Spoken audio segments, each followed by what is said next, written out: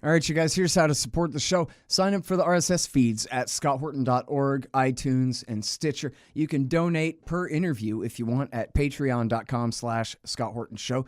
Sign up for weekly or monthly donations or do a single donation by way of PayPal. Just go to scotthorton.org/donate to find out all about that.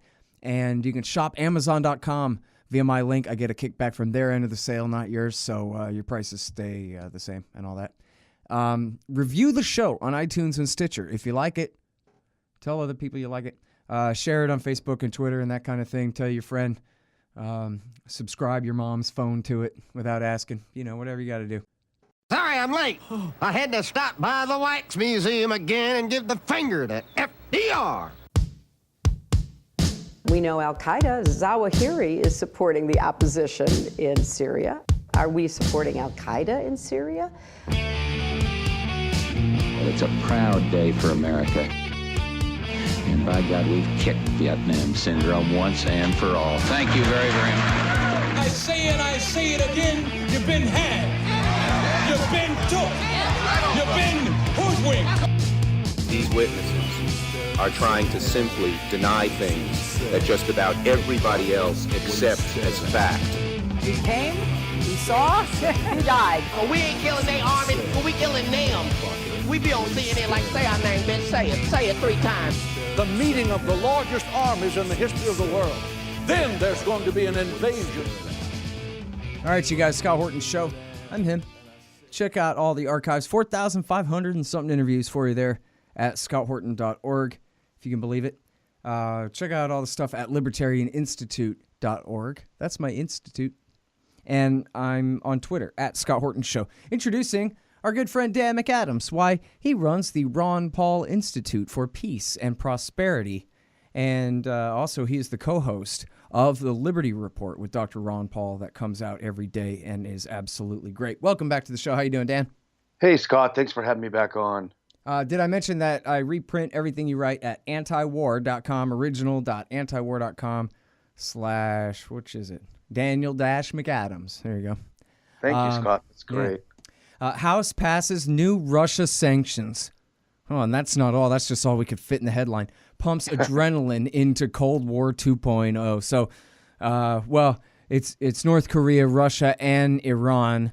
You can take them in whichever order you want, or all three if you want to talk about D.C. politics first, or whichever you think is the most important. I guess, yeah, whatever. You choose. Well, in an update, actually, the Senate last night voted on the bill. So this would be final passage because, the Senate voted a few weeks ago, but the bill was changed because the House just had to add North Korea in there too.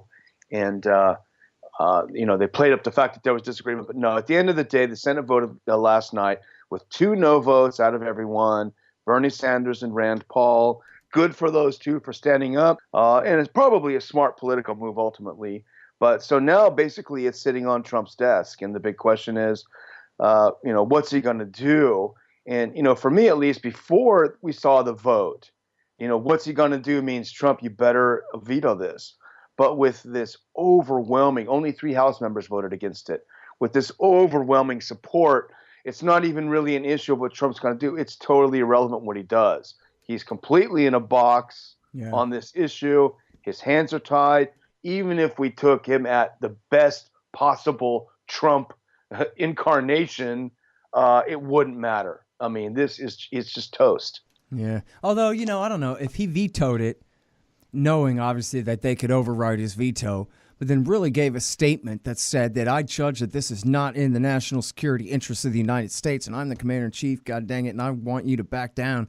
And maybe, some of the Republicans would back down. I don't know. I guess as long as you have the trifecta in there, it's pretty hard, right? I like the way that sounded, Scott. I think Scaramucci should call you up and ask you to write a statement for them. I mean, that's my thing with all of these guys. I mean, Obama could have done the same thing. Obama could have whooped Petraeus. Obama was afraid of Petraeus. Why? He was the president. Petraeus is nothing but some general. He could have slapped him down, and instead he rolled right over for him. And it's the same thing with Trump. Any place where he disagrees with these guys, for good or for ill, he can have his way. And it seems like he always backs down when standing up to them would be the better option. He'll go along with them when what they want to do is worse.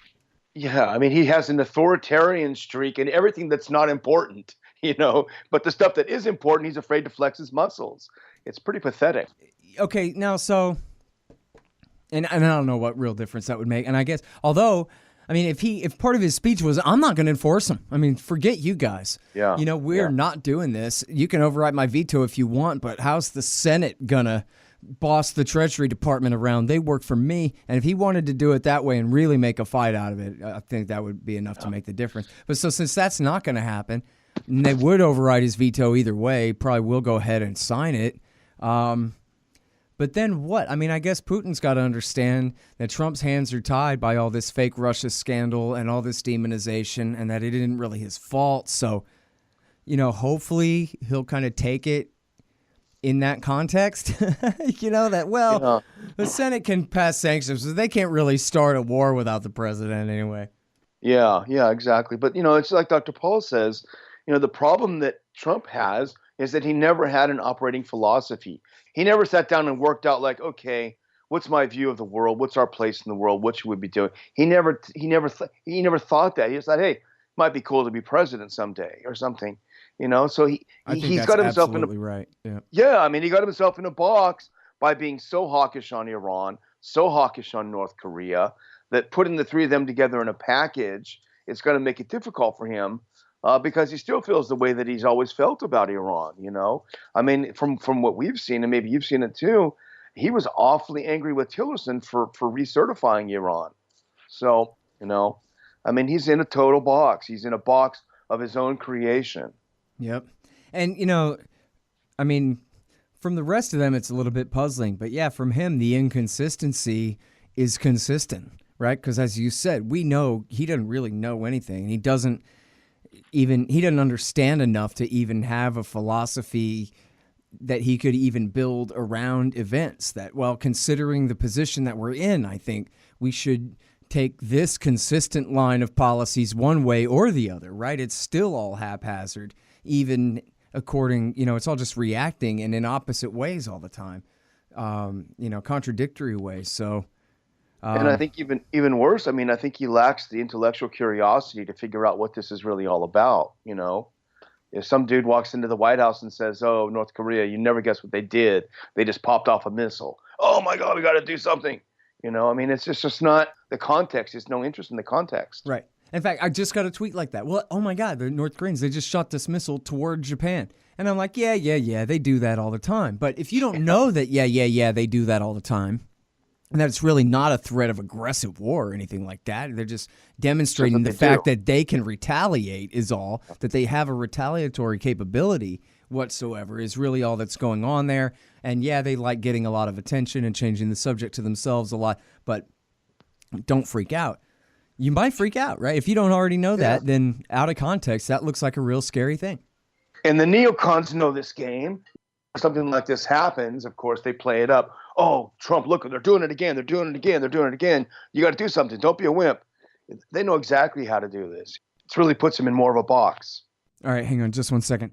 Hey, guys, The War State by Mike Swanson. Great book about the rise of the military-industrial complex after World War II. And check out all his great investment advice at wallstreetwindow.com. And if you want to buy some precious metals, you go to Roberts & Roberts Brokerage, Inc. That's rrbi.co. rrbi.co.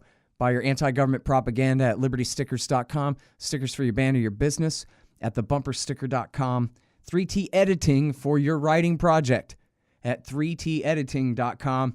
And, of course, sign up for Tom Wood's Liberty Classroom, Darren's Coffee, etc. via my links on scotthorton.org. Go-Kart Galaxy for your mini bike parts, too. And, yes, the book is coming out very soon. All right, well, and now how bad are these sanctions exactly anyway? Because sanctions on Russia could mean a few different things, I think. There's a psychological impact, which is important. Okay, we had this great meeting. We sat down, we chatted a couple of hours, made some agreements. Actually, strangely enough, the Syria thing seemed to work okay so far, not so bad. There's at least the appearance that Trump is going to back off with the CIA program, although I think it's played up to be more than it is. And you have all this, the psychological effect of that just being washed away. But I think on a practical level, there's big implications for the energy sector in the U.S. and Europe. I just put up a great article that I'm sure you know her too, Diana Johnstone, who I've followed for years. She wrote for Counterpunch a great piece on the effect on the European industry and how essentially, I mean, this would sort of play into Trump's philosophy, I guess. It's kind of a form of protectionism. Okay, Germans, you do not get gas from Russia just across the way. We're gonna frack the heck out of our country, and we're gonna put some gas in a boat and send it all the way over to you. It's gonna be double, but you guys better do it or else. You know, I mean, I don't know about this. I mean, I don't think the Germans are too happy about it.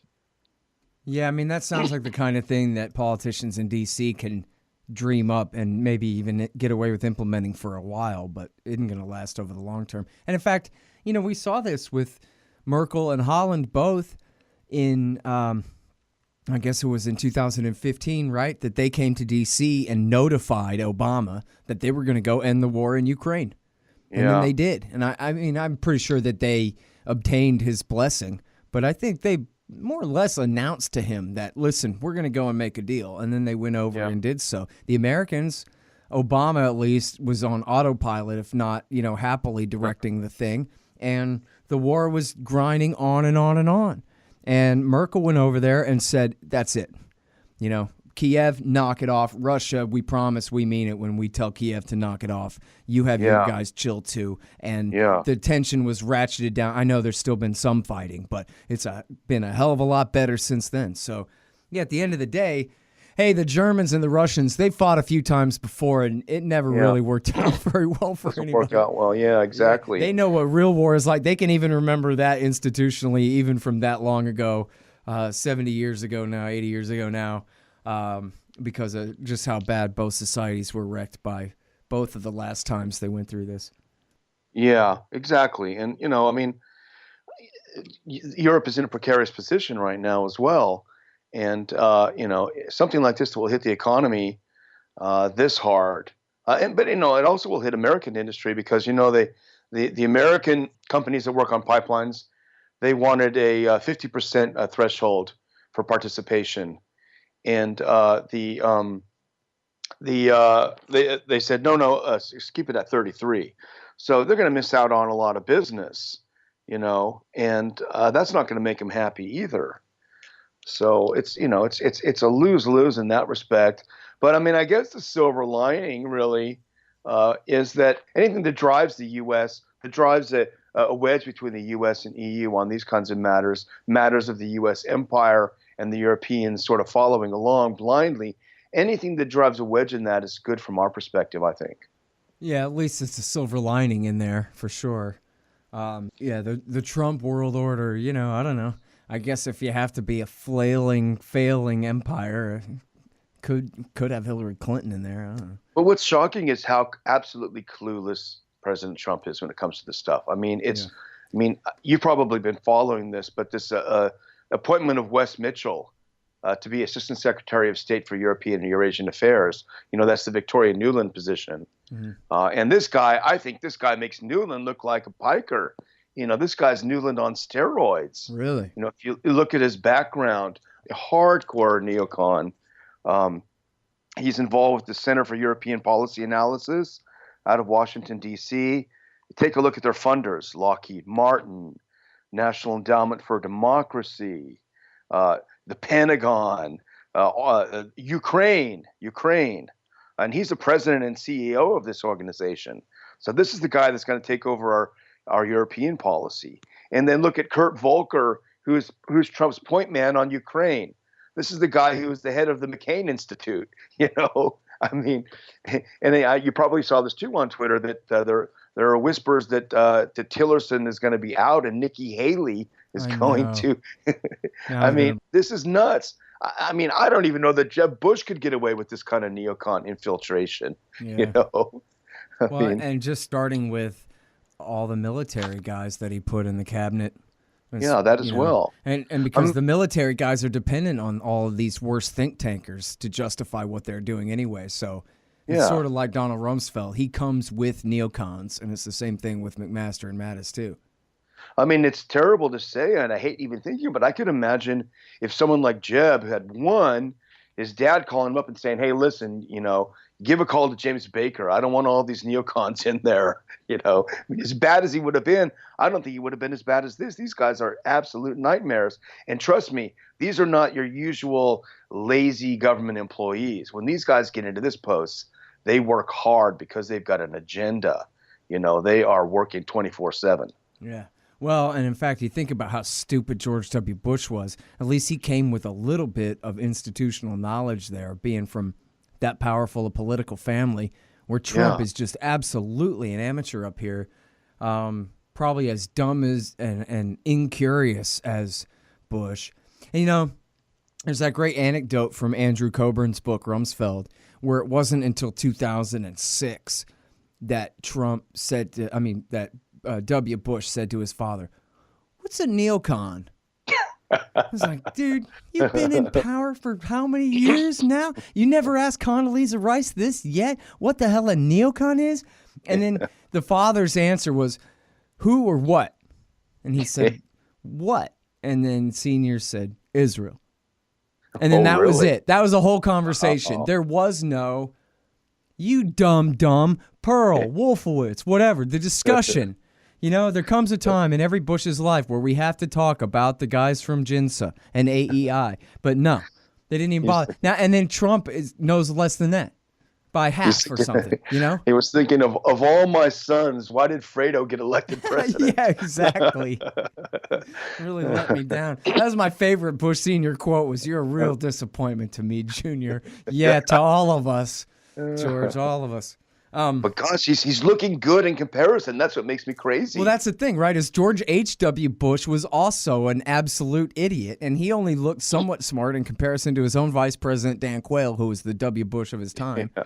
But even Bush Sr., there was a book back then of Bushisms where everything that he said was complete nonsense and that kind of deal, just like the boy. We're grading on a steep curve here when we remember H.W. Bush as some kind of, he might have been evil, but that doesn't mean he was competent, Yeah, that's true. That's a good point. Yeah.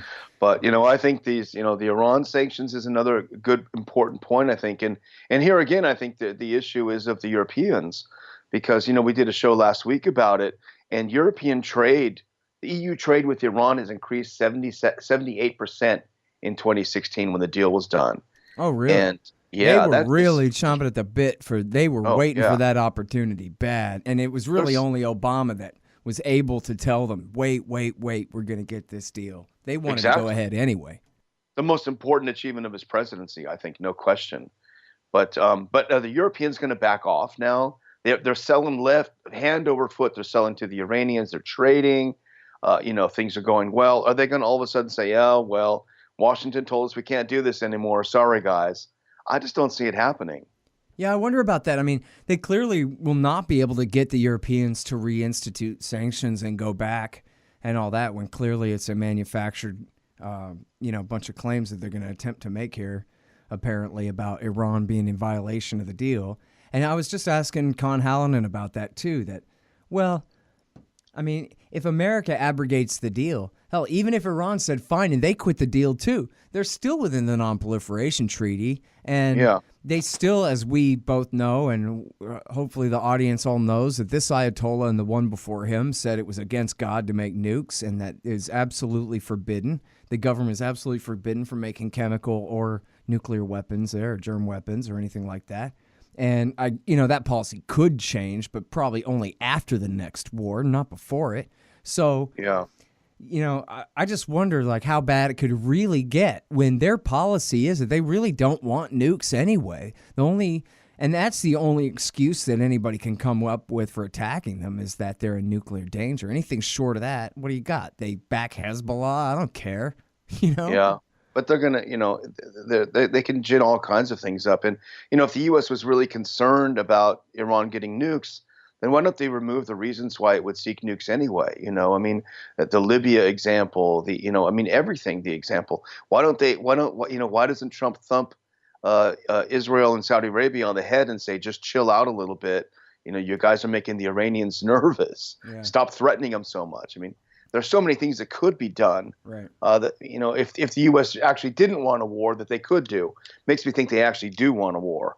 Yeah, I wondered too, and depending on who you ask, but so now as far as what you were saying there about the Europeans and their trade, I mean the Treasury Department. This is another thing that Khan was saying was the U.S. Treasury Department. It's a SOB, man, and they can make you do what they want. And if the deal is we're putting new sanctions on Iran, and that applies to you, European banks and firms, if you want to keep doing business with Iran and we make them choose, then they might hate us for it, but they'll have to choose us and not Iran, right? Or not? Yeah, and that's why I highly recommend the Johnstone article I was talking about. It's on our site and it's on Counterpunch, because she really details how the Treasury is able to define someone as a, quote, U.S. person. And, the U.S. has spent the last couple of decades essentially spreading its tentacles far and wide. So if France does business with Iran and they have to use the dollar for the exchange, all of a sudden that's subject to Treasury regulations. It's the U.S. has been forcing the rest of the world to enforce U.S. law, even when it's violates their own country's law. And okay, that's going to go for a while, and it's gone for a while. But at some point, there's going to be a breaking point, and that's the big question. Yeah. All right, now, so it's kind of just a ritual thing, these sanctions that they pass on North Korea, and yet what else is there left to sanction about North Korea at this point, Dan? I mean, well, we have no trade with them whatsoever. Who else can we threaten? Yeah, I mean, if having no trade doesn't work, maybe having tons of trade would work, I mean, the rest of us in our lives, we kind of figure that out. If doing X is producing the opposite results, then maybe I should do the opposite of X. But they don't think that way, of course, because there's always the same solution: sanctions.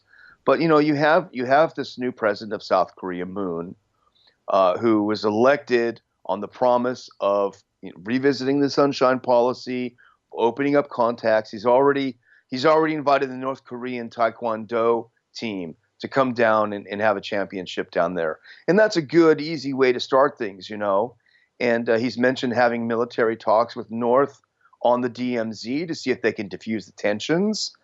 So he's making the right moves. But every time he does that, the U.S. freaks out and says, don't you dare, and ramps it up. If we would just leave them alone, they would find a way to resolve this problem. But then again, that would take away all of the think tanks in Washington that thrive on creating threats. What are these guys going to do? How are they going to make an honest living if they're not there writing papers about all these threats?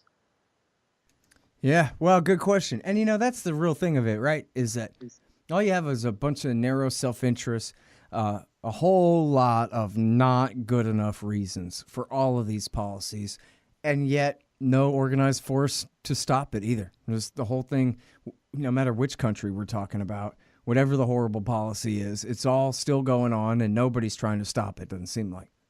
And there's and they use propaganda, the false patriotism. Hey, if you're against these wars, you're not tough. You're not American. What are you, a wimp? Are you a commie? And it sadly, it works in middle America. And they're the ones that are getting literally getting screwed. The economy's going in the toilet. Real wages are stagnant.